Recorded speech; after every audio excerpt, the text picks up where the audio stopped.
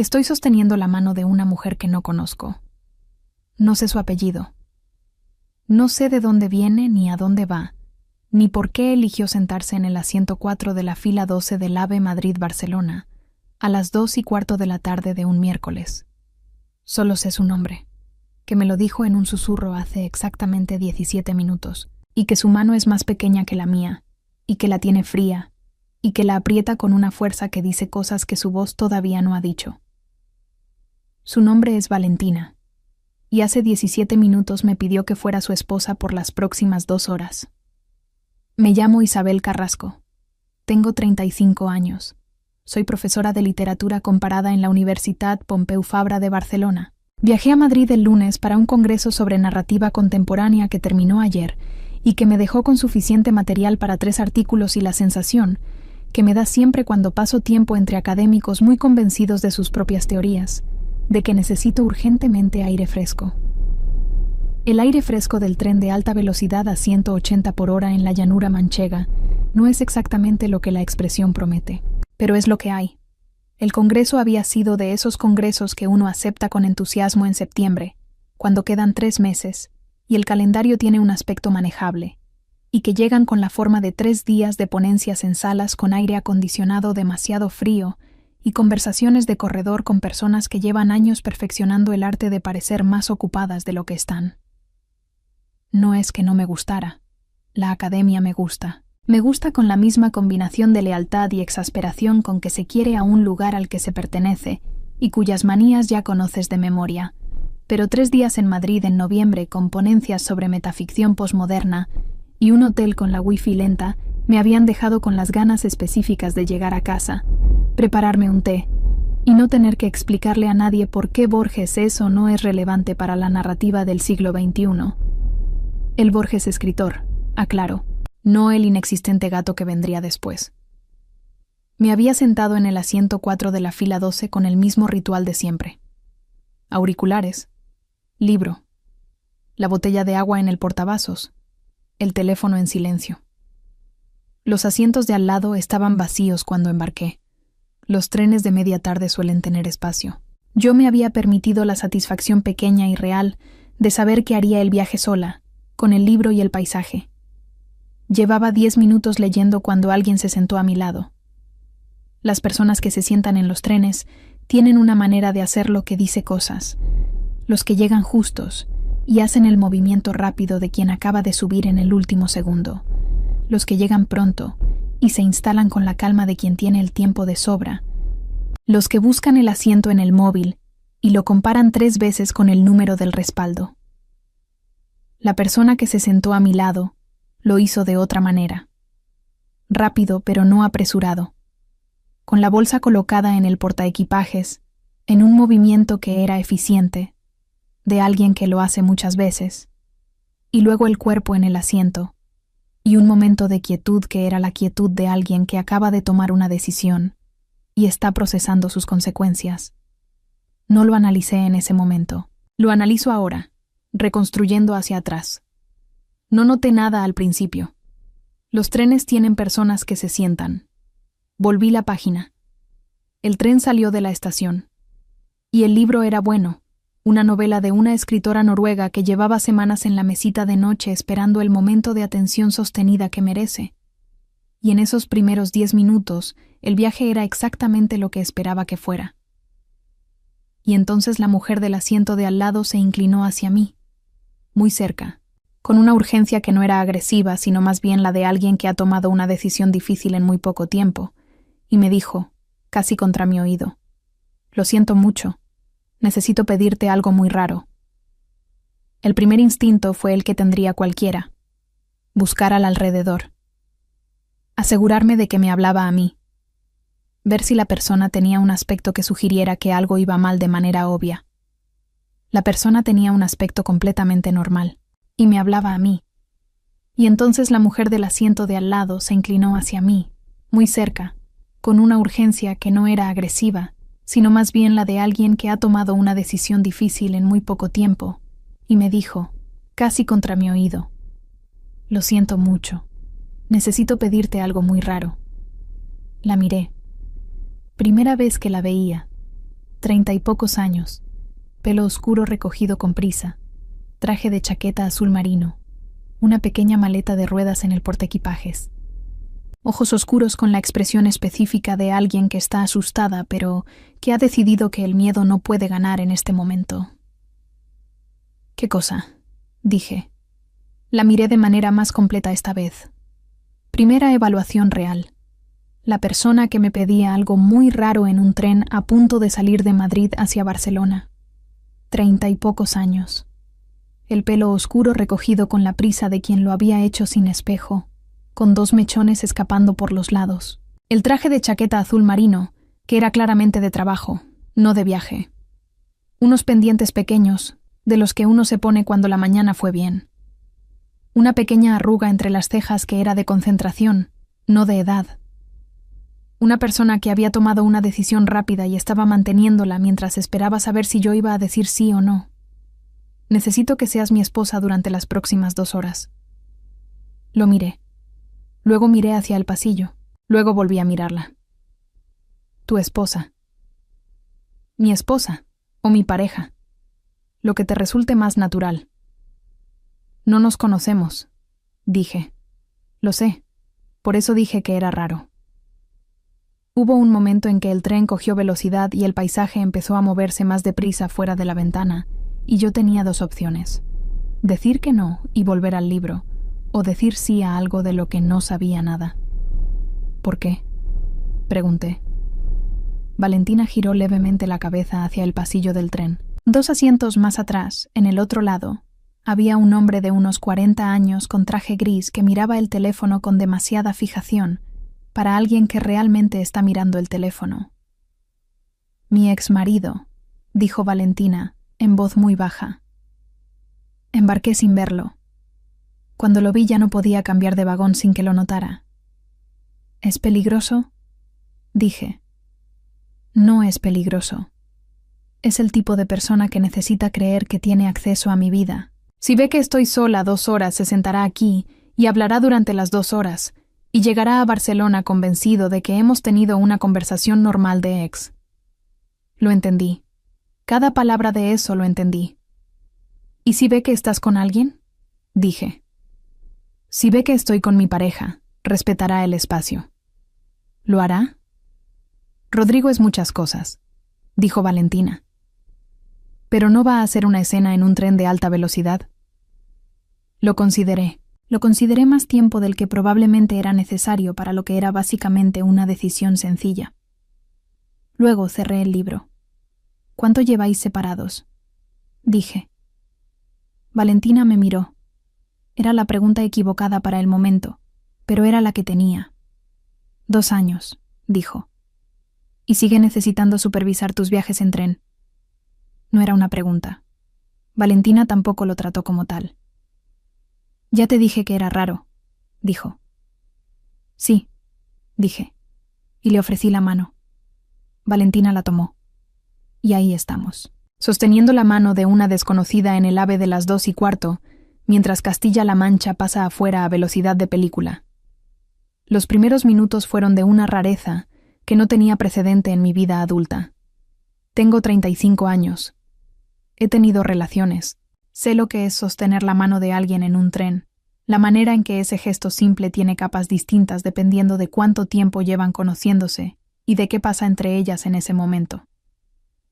Lo que no había tenido era esto, la mano de alguien que no conozco, en un tren que lleva 4 minutos en marcha, fingiendo algo que las 2 sabemos que no es real, pero que tiene que parecer completamente real para el hombre del asiento 2 filas más atrás. Mi cabeza hacía varias cosas al mismo tiempo. Revisaba si la postura era convincente. Calculaba el ángulo del asiento de Rodrigo, y si desde ahí podía ver nuestras manos. Procesaba el hecho de que la mano de Valentina estaba fría, y que había algo en esa frialdad que no era temperatura, sino tensión acumulada. Y en un segundo plano, por debajo de todo lo racional, notaba que la persona sentada a mi lado tenía una presencia física muy específica. Del tipo que no se debe notar cuando acabas de conocer a alguien en circunstancias así.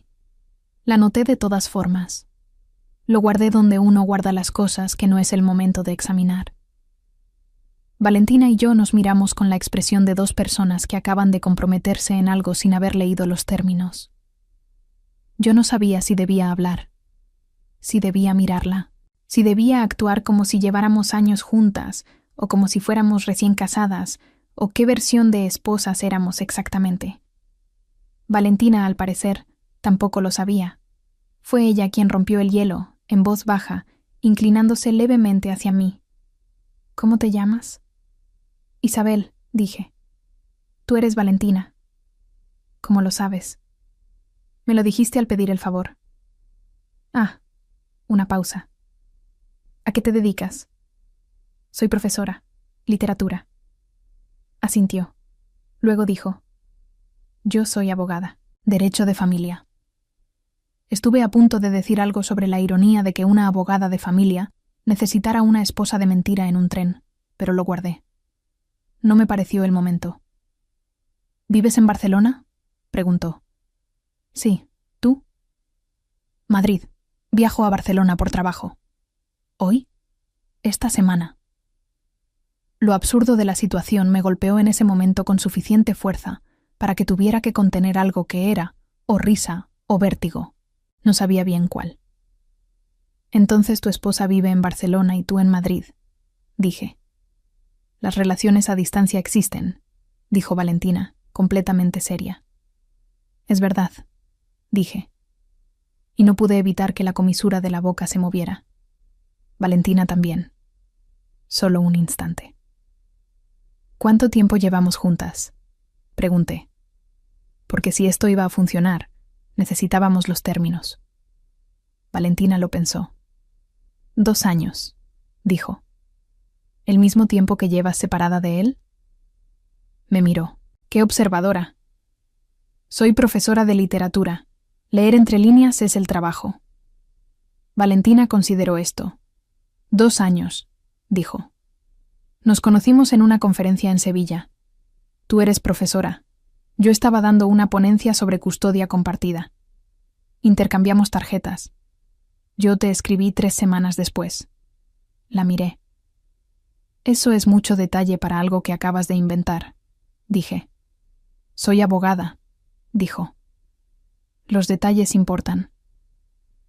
¿Y dónde vivimos? Tú en Barcelona, yo en Madrid. Nos vemos los fines de semana alternos. Este fin de semana es en Barcelona. Por eso viajo. ¿Y tenemos animales? ¿Un piso compartido? ¿Planes de boda futura? Valentina me miró con algo que era evaluación y algo que era diversión. Un gato, dijo, que vive en Barcelona porque tú tienes más espacio. Se llama Borges. Borges. Es tu gato, yo lo nombré. Un gato llamado Borges en el piso de una profesora de literatura, dije. Plausible. Lo sé, dijo. Tengo talento para esto. Esta vez sí me reí. Fue breve, pero fue real. ¿Piso compartido? Insistí. Porque si Rodrigo pregunta dónde vivimos. No va a preguntar, dijo Valentina. Solo necesita ver que hay alguien. Los detalles no le importan. Los detalles me importan a mí, dije, por si acaso. Valentina me miró un momento. Luego, estás pensando como abogada.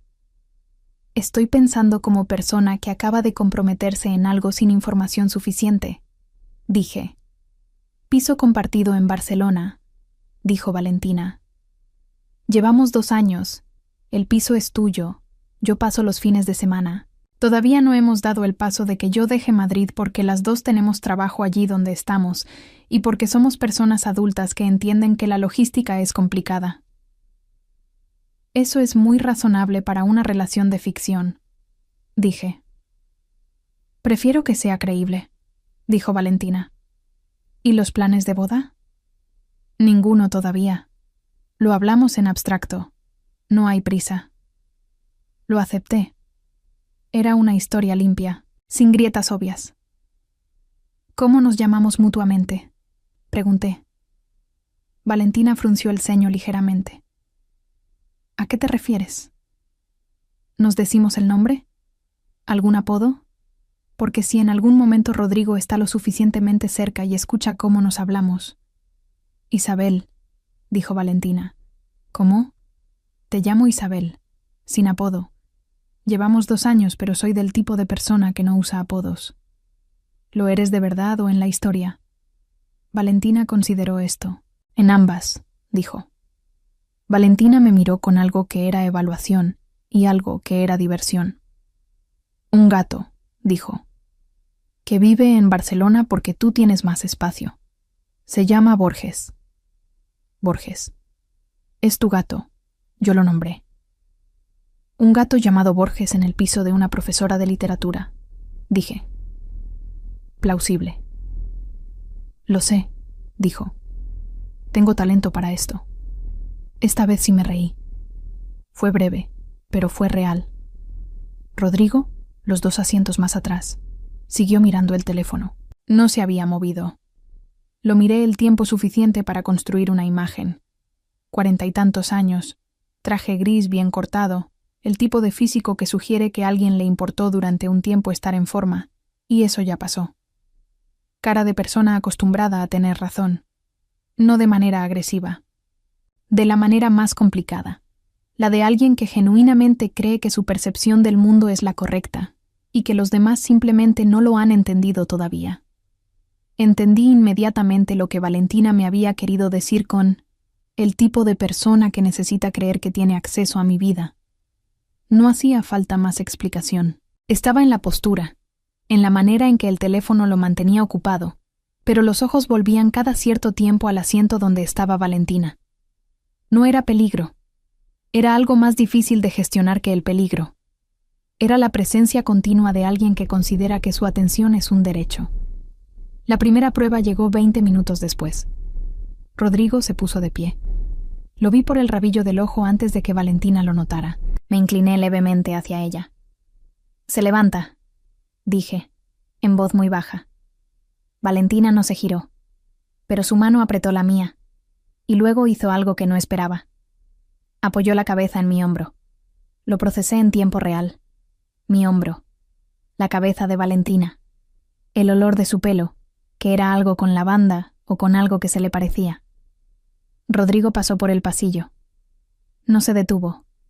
Fue hacia el vagón restaurante. No solté la mano. Valentina tampoco quitó la cabeza del hombro. «Ya pasó», dije. «Lo sé», dijo ella. Pero no se movió durante 2 minutos más. Yo tampoco dije nada. Había algo en esa postura, la cabeza de Valentina en mi hombro, y las dos mirando el paisaje, que tenía una extraña sensación de estabilidad para ser una situación completamente inventada. Como cuando uno lee un libro y hay un párrafo que describe algo que no has vivido pero que reconoces de todas formas. Reconocí eso. No supe exactamente qué era lo que reconocía, pero lo reconocí. Luego se incorporó. Me miró de refilón, con una expresión que era algo entre disculpa y algo que no tenía nombre todavía. «Gracias», dijo. «Para eso están las esposas», dije. Y Valentina, por primera vez desde que se había sentado a mi lado, se rió de verdad. El restaurante del tren era un vagón con mesas de 2 y 4, luz cálida, carta plastificada con sándwiches y bebidas a precios de tren de alta velocidad. Fui yo quien propuse ir. No fue un impulso calculado. Fue más bien una observación táctica que convertí en propuesta sin pensarlo demasiado. Estar juntas en los asientos era pasivo. Estar juntas en el vagón restaurante, visibles, ocupando espacio de manera deliberada, era activo, era distinto. Valentina dudó. Dijo que quizá Rodrigo también estaba allí. Dije que precisamente. Valentina dudó. Dijo que quizá Rodrigo también estaba allí. Dije que precisamente. Porque si Rodrigo nos veía juntas en el vagón restaurante, bebiendo café y hablando como 2 personas que llevan 2 años juntas, eso valía más que sujetarnos la mano en los asientos. Valentina lo consideró y dijo que tenía razón. Fuimos. Rodrigo estaba en una mesa del fondo con un café y el teléfono. Cuando nos vio entrar, el teléfono bajó 2 centímetros. Lo suficiente para que yo notara que nos había visto. Lo suficiente para que Valentina, que iba delante de mí, notara que yo lo había notado. Me puse la mano en la parte baja de su espalda. No sé exactamente por qué lo hice. No fue cálculo. Fue lo que hace el cuerpo cuando ha estado procesando una situación durante suficiente tiempo y toma una decisión que la cabeza todavía no ha autorizado. La mano en la espalda de Valentina al entrar al vagón restaurante con Rodrigo, mirándonos desde el fondo, fue un gesto de dos cosas a la vez: de convencimiento para la persona que nos observaba y de algo más que no tenía nombre todavía, pero que las dos procesamos en el silencio de ese segundo. Fue un gesto que surgió antes de que mi cabeza lo autorizara. Valentina no lo esperaba. Lo sentí en el ligero momento de sorpresa en el cuerpo. Pero no se apartó. Siguió caminando hacia la mesa libre que había al otro lado del vagón, lejos de Rodrigo, pero visible desde donde él estaba. Nos sentamos. La camarera nos trajo la carta. 2 cafés, dije, sin consultar a Valentina. Luego la miré. ¿O prefieres otra cosa? Café está bien, dijo, y en sus ojos había algo que era reconocimiento. Yo acababa de hacer exactamente lo que haría una persona que conoce los hábitos de su pareja. La camarera se fue. ¿Lo haces siempre?, preguntó Valentina. ¿El qué? Pedir por la otra persona. Solo cuando sé lo que quiere, dije. No lo sé. Fue un cálculo. Fue el correcto. Fue suerte. Valentina sonrió.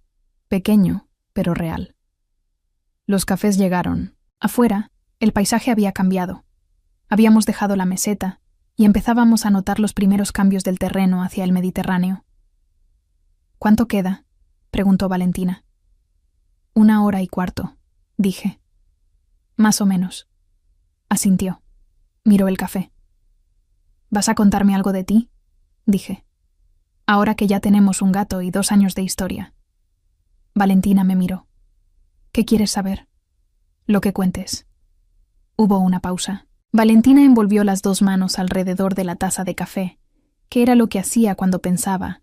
Aprendí después, aunque entonces solo lo observé.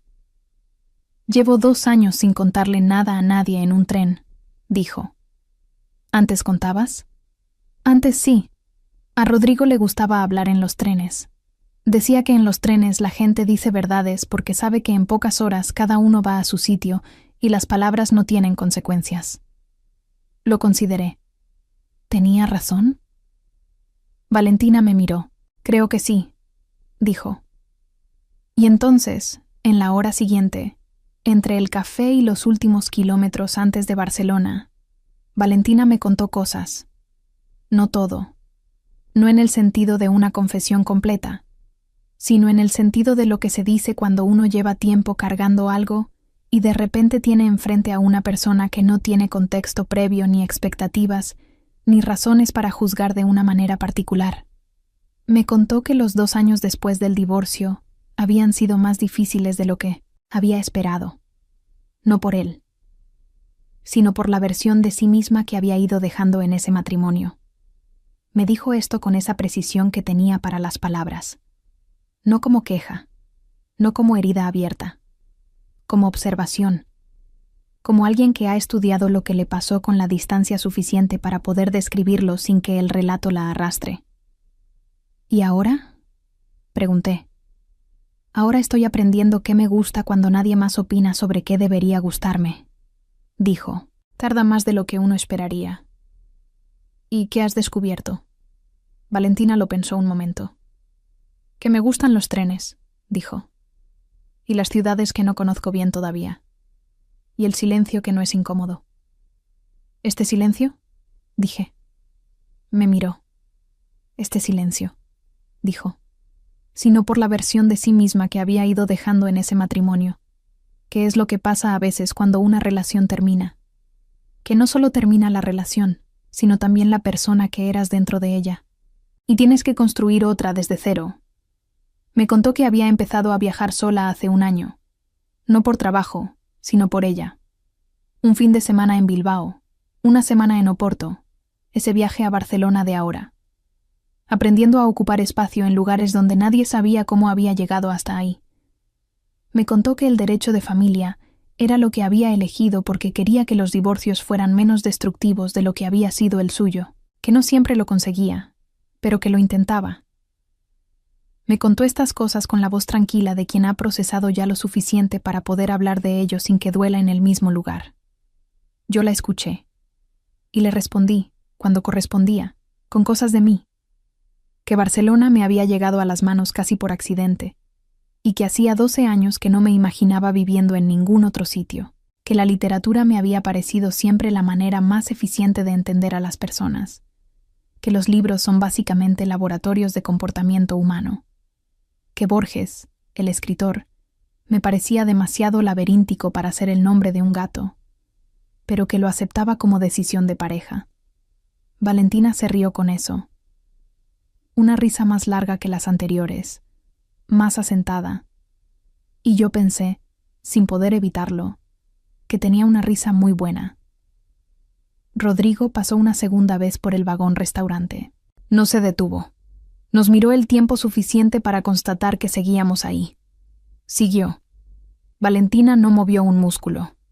Fue la primera vez que la vi sin el peso de él encima. No había sido consciente de cuánto lo cargaba hasta que lo vi desaparecer. No es algo que se pueda señalar con precisión. No era la postura. No era la voz. No era ninguna cosa específica que hubiera cambiado. Era el conjunto. La suma de pequeñas tensiones que se disuelven cuando la fuente de la tensión deja de estar en la sala. Valentina con el café en las manos, y Rodrigo fuera del vagón era una persona diferente a Valentina, con la mano fría apretando la mía 2 filas más atrás. No completamente diferente, pero con un espacio disponible que antes no estaba. Pensé que ese espacio era el que debería haber tenido siempre, que era el espacio natural de una persona cuando nadie le está midiendo cuánto ocupa. No lo dije. No era el momento ni era mi lugar decirlo, pero lo pensé. Tenía los hombros de otra manera, la postura diferente, como si la confirmación de que el truco funcionaba le hubiera dado permiso para relajar algo que llevaba apretado desde el momento en que lo había visto en el andén. ¿Mejor?, pregunté. Mucho mejor, dijo. Quedaban 40 minutos. No los conté, no de manera consciente, pero sí noté que en algún momento dejé de pensar en el libro que tenía en el asiento y empecé a prestar atención de una manera diferente a la conversación que estábamos teniendo. No era el tipo de conversación que uno tiene en los trenes. O sí era, pero no con desconocidas. No era el tipo de conversación que uno tiene en los trenes. O sí era, pero no con desconocidas. Pienso en lo que dijo Valentina sobre Rodrigo y los trenes. Que la gente dice verdades porque sabe que en pocas horas cada uno va a su sitio y las palabras no tienen consecuencias.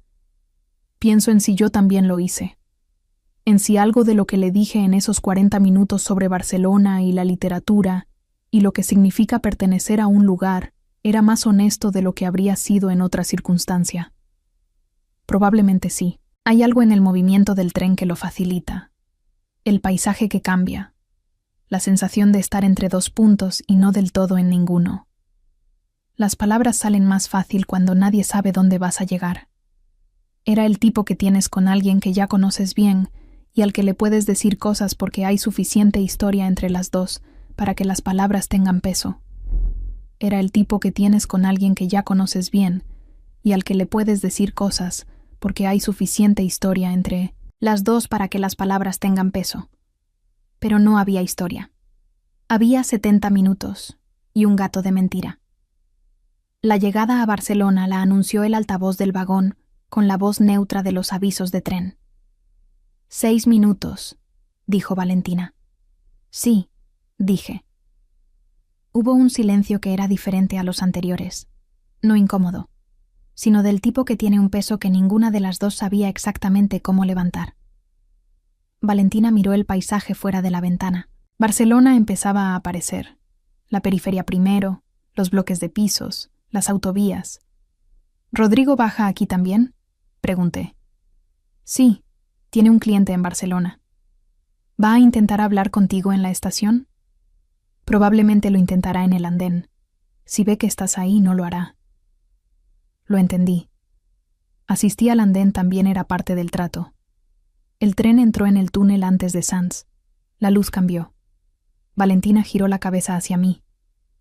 «No sabes cuánto te agradezco esto», dijo. «¿En serio?» «Ha sido un viaje interesante», dije. «Para mí también», dijo, y en su voz había algo que era más que cortesía. El tren frenó. Las luces de la estación. El andén. Nos pusimos de pie. Recogí mi bolsa. Valentina bajó la maleta del portaequipajes con más facilidad de la que esperaba, que era lo que hacía alguien que viajaba sola con frecuencia y había aprendido a no poner en el portaequipajes nada que no pudiera sacar sin ayuda. Había un orden en los gestos de Valentina, que era el orden de alguien que ha aprendido a no depender de que nadie esté disponible para ayudar. Lo vi en el tren, lo veía en el andén. No era frialdad, era autonomía construida a fuerza de años de tenerla que construir. Valentina bajó la maleta del portaequipajes. Salimos al andén juntas, y yo me puse a su lado con la naturalidad de dos personas que llevan 2 años haciendo esto. Rodrigo salió 2 vagones más adelante. Nos vio. Hizo el gesto de quien está a punto de acercarse. Valentina me tomó de la mano. Rodrigo miró nuestras manos unidas. Miró a Valentina. Asintió con la cabeza, un gesto pequeño y frío, y se fue hacia las escaleras mecánicas sin decir nada. Valentina esperó hasta que lo perdió de vista. Entonces soltó mi mano. Se giró hacia mí. Teníamos 2 personas con una historia de 2 horas y el andén de la estación de Sants entre nosotras. «Gracias», dijo. «De verdad». «De nada», dije, y lo decía en serio. Valentina abrió el bolso, buscó una tarjeta, me la tendió. «Por si alguna vez necesitas una abogada de familia», dijo. Lo miré. «O una esposa de emergencia», dije. Valentina sonrió. Completo esta vez, sin reservas. «Eso también», dijo. La vi alejarse por el andén con la maleta de ruedas. Y pensé, en ese segundo, que había algo injusto en haberle sostenido la mano durante 73 minutos y conocer el nombre de su gato imaginario y saber que los 2 años después de su divorcio habían sido los más difíciles. Y luego quedarme parada en el andén de Sants, viendo alejarse a esa persona hacia las escaleras mecánicas. No es que hubiera esperado otra cosa. El trato era hasta Barcelona. El trato había terminado en el andén, pero hay tratos que, cuando terminan, dejan una especie de forma en el aire, la forma de lo que fue, y a veces esa forma pesa más que el trato en sí. Guardé la tarjeta en el bolsillo. Salí de la estación. Tomé el metro hasta casa. Y en el metro, de pie con la bolsa entre los pies y la ciudad moviéndose afuera de la ventana, me permití pensar, con la honestidad que se tiene cuando nadie está mirando, que había sido un viaje muy interesante, en todos los sentidos de esa palabra. El pelo recogido con prisa, el traje azul marino, la misma persona que se había sentado a mi lado 73 minutos antes, pero de alguna manera completamente diferente. Guardé la tarjeta en el bolsillo de la chaqueta. Salí de la estación. Esa noche, en casa, saqué la tarjeta de la chaqueta y la puse sobre la mesa de la cocina. Mi piso tiene esa planta de los pisos de l'Eixample, el pasillo largo, la cocina al fondo, el salón con las ventanas al patio interior. Lo conozco tan bien que podría recorrerlo a oscuras, que de hecho lo recorro a oscuras cuando llego tarde y no quiero encender luces y despertar a los vecinos de abajo, que son muy sensibles al ruido de los pasos. Es un piso que conoce mis rutinas, que sabe cómo llego cuando un viaje fue bien y cómo llego cuando fue regular, que guarda el orden específico de alguien que vive sola y que ha aprendido a darle a cada cosa su sitio, porque nadie más va a hacerlo.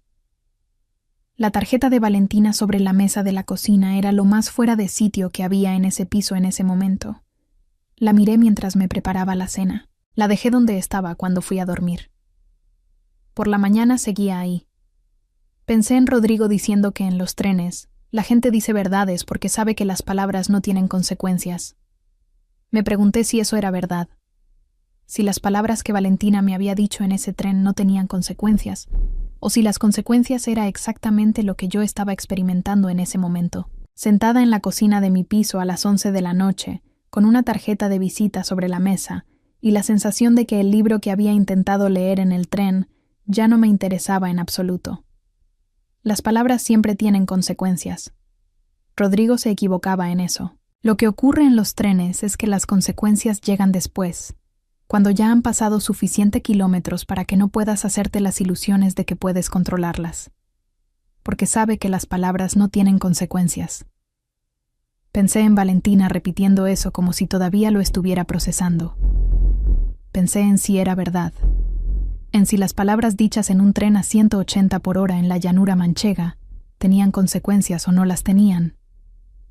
Tomé el café. Miré la tarjeta.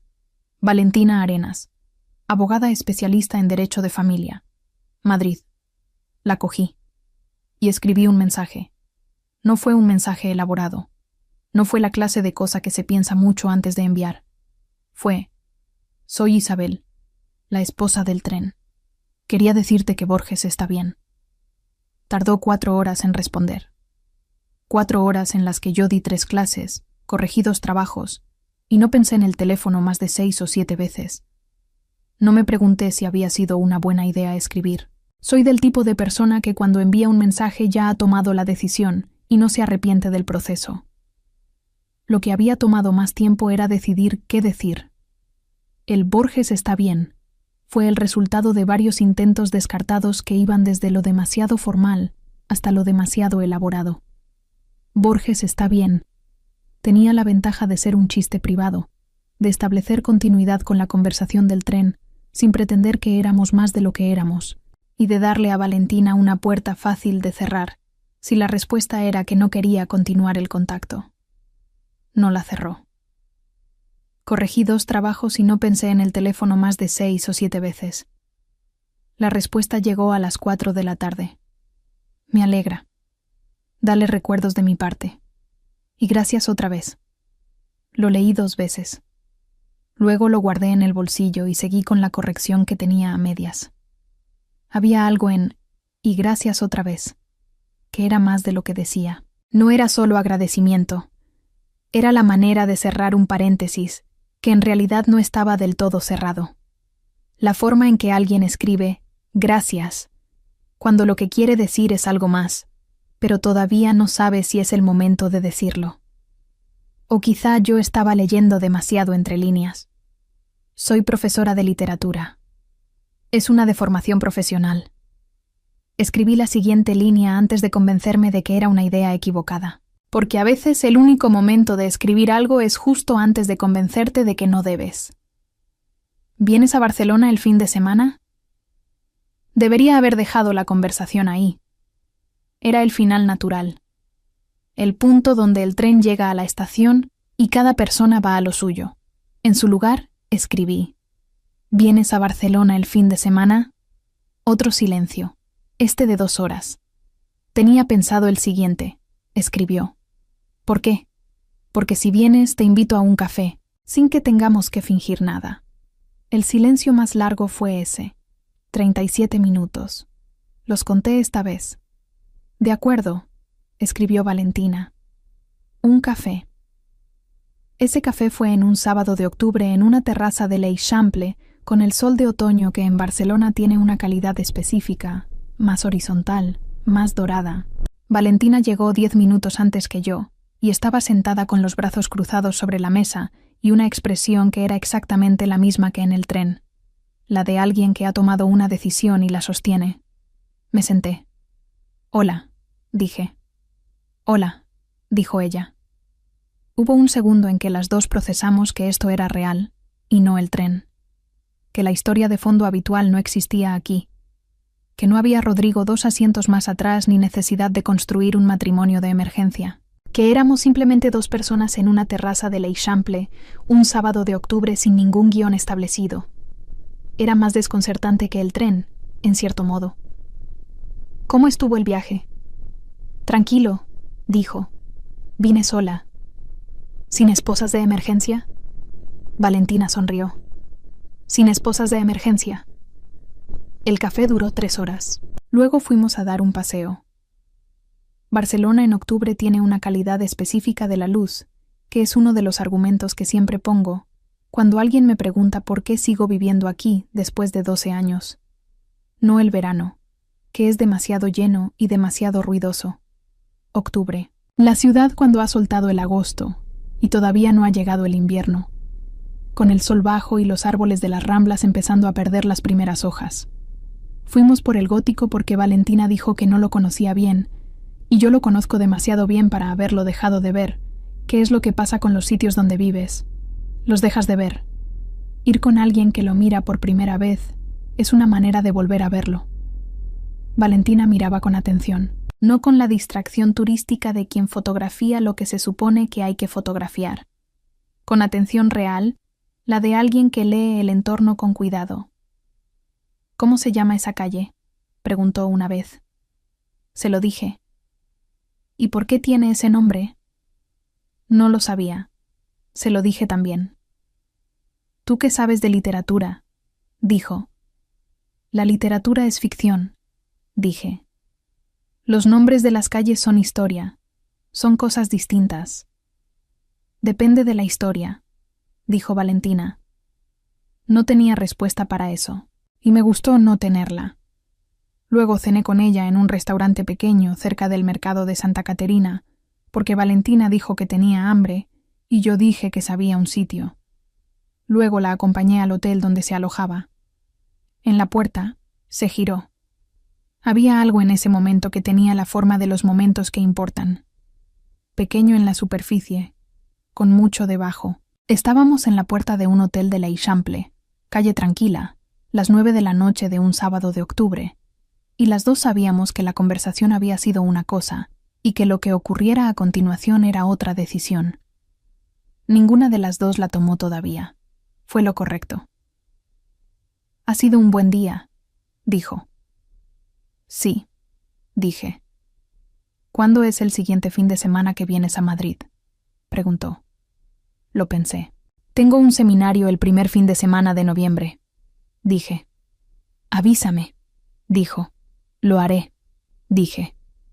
Y lo hice. En noviembre fui a Madrid.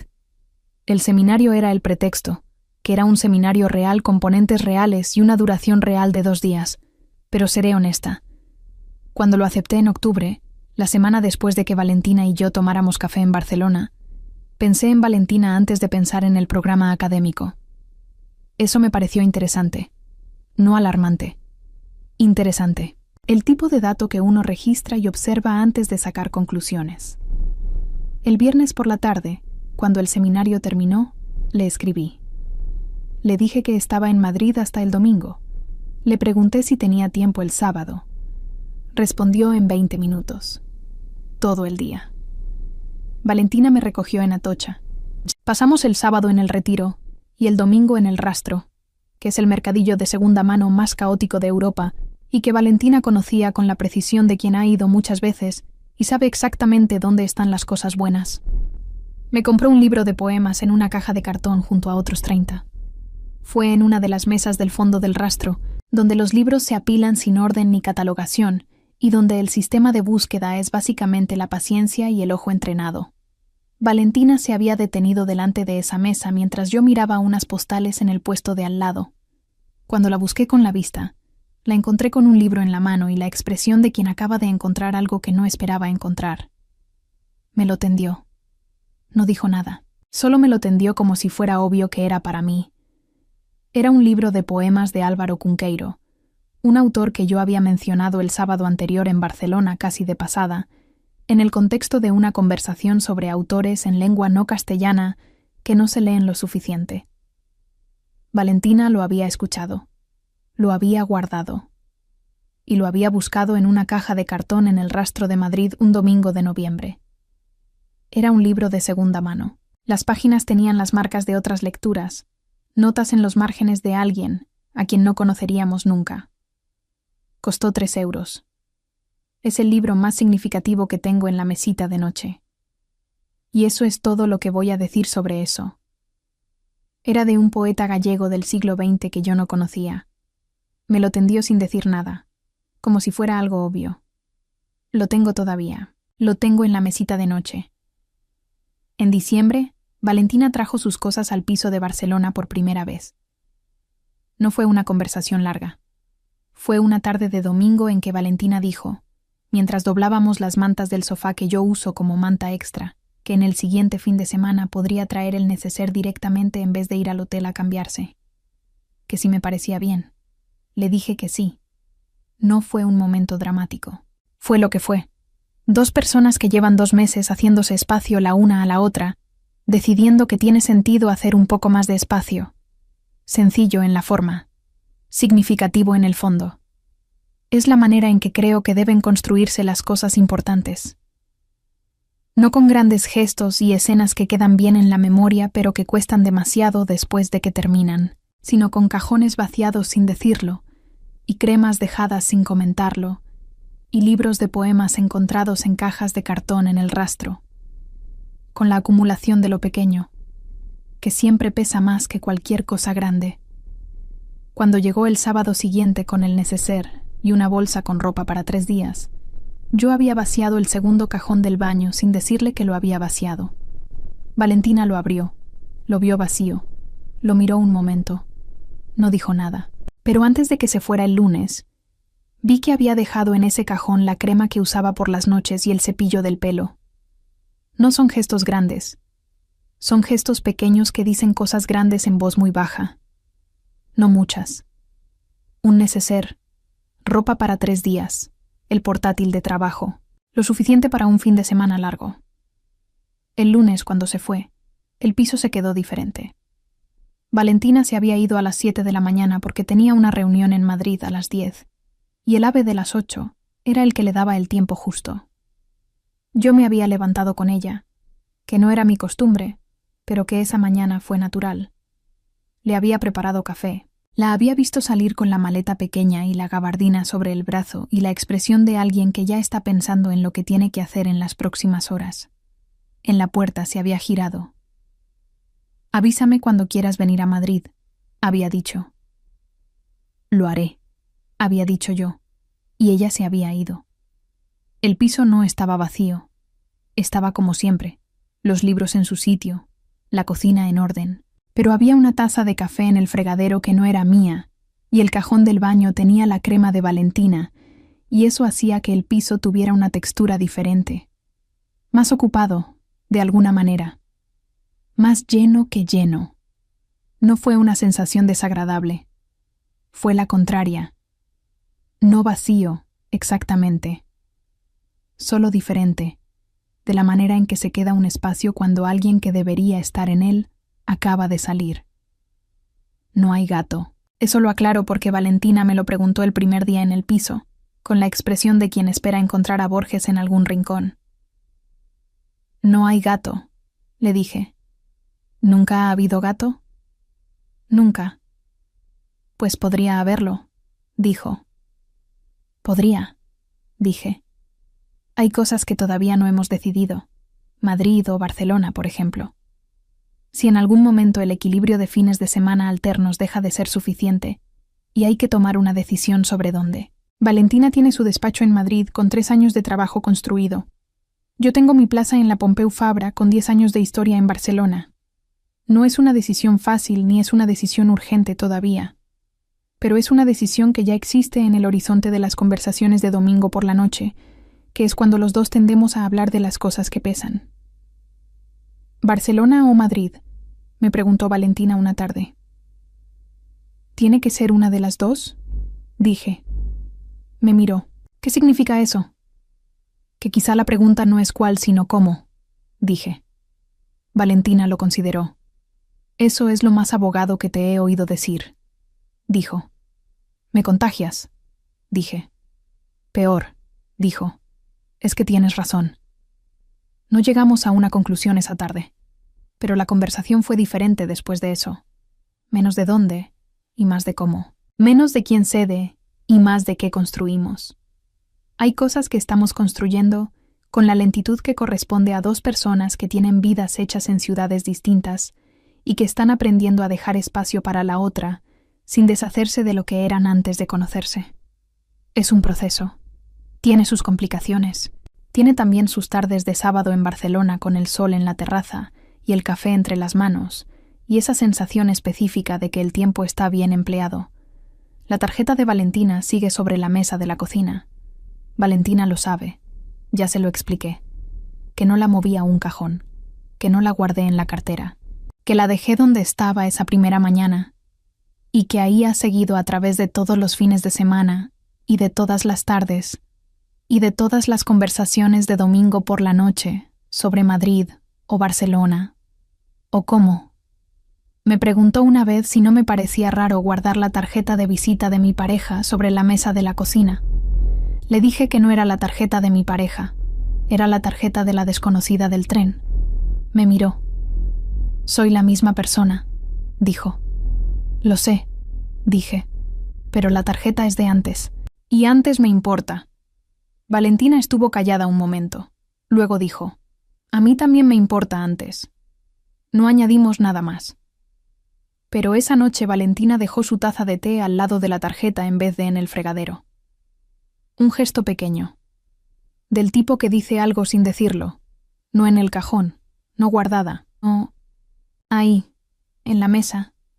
Como si siguiera siendo la primera mañana después del tren y yo todavía estuviera decidiendo si escribirle. Valentina lo vio la última vez que vino y me preguntó por qué la tenía ahí. Le dije que era un recordatorio. ¿De qué?, dijo.